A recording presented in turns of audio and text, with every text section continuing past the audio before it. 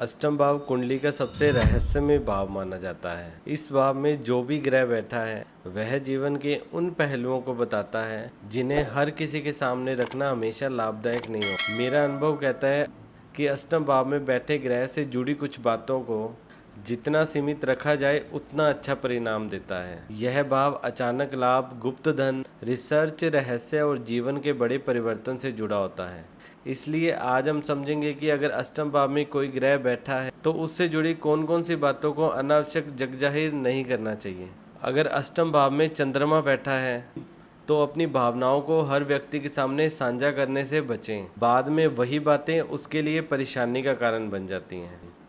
इसलिए अपनी भावनात्मक दुनिया को थोड़ा सुरक्षित रखना चाहिए, आपके लिए बेहतर हो सकता है। अष्टम भाव में मंगल कहता है अपने क्रोध और अपनी अगली चाल दोनों पर नियंत्रण रखें। हर समय अपनी नाराजगी या प्रतिक्रिया दिखाना जरूरी नहीं होता। कई बार शांत रहकर सही समय पर कार्य करना अधिक लाभ देता है। साथ ही आग, मशीनरी और जोखिम भरे कार्यों से अतिरिक्त सावधानी रखना भी उचित रहता है। अगर बुध अष्टम भाव में है तो अपनी रणनीति, बिजनेस प्लान और भविष्य की योजनाओं को समय से पहले सबको बताने से बचें। बुध बुद्धि और रणनीति का ग्रह है। इस स्थान पर यह अक्सर संकेत देता है पहले काम पूरा करो फिर परिणाम लोगों को दिखाएं।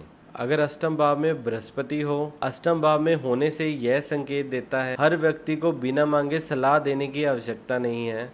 सही व्यक्ति और सही समय पर दिया गया ज्ञान अधिक प्रभावशाली होगा। अगर शुक्र अष्टम भाव में हो, शुक्र संबंधों, सुख सुविधाओं और वैभव का प्रतिनिधित्व करता है। शुक्र अष्टम भाव में हो तो अपने निजी रिश्तों और आर्थिक स्थिति को हर किसी के सामने चर्चा का विषय न बनाएं।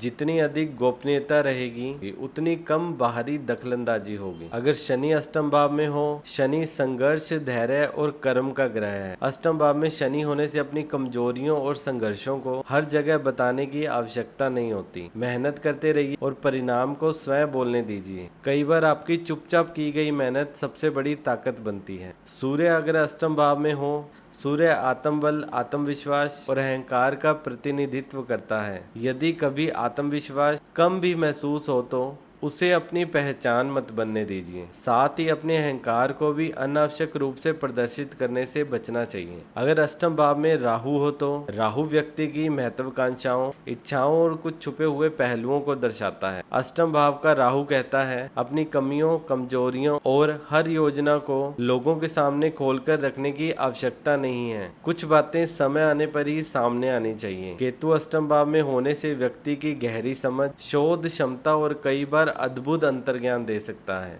यदि आपके अंदर कोई विशेष प्रतिभा है तो हर समय साबित करने की कोशिश मत कीजिए। शांत रहकर उस पर काम करते रहिए। कई बार मौन में की गई मेहनत सबसे ज्यादा परिणाम देती है। अष्टम भाव का मूल संदेश ये है, जीवन की हर बात को सार्वजनिक करना जरूरी नहीं होता।